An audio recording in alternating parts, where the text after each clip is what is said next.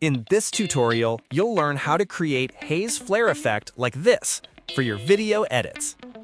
Let's get started. First, add your clip on the timeline. As you can see, it's normal.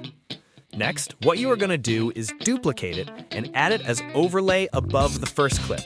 Then, adjust both clips like this, one to the left side, other to the right, keeping a gap between both clips. It should look something like this. Next, what we're going to do is go to Effects and add Motion Blur Effect on it.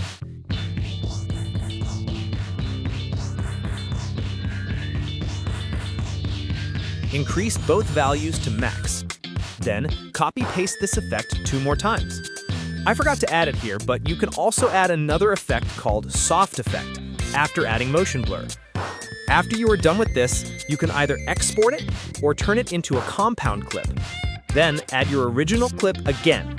Add the exported or compound clip as overlay, change its blending mode to screen, and there you can see we have our haze flare glow effect.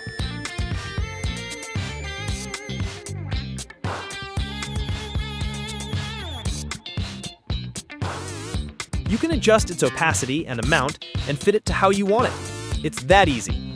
If you found it helpful, make sure to give it a like, share, and comment. Thank you.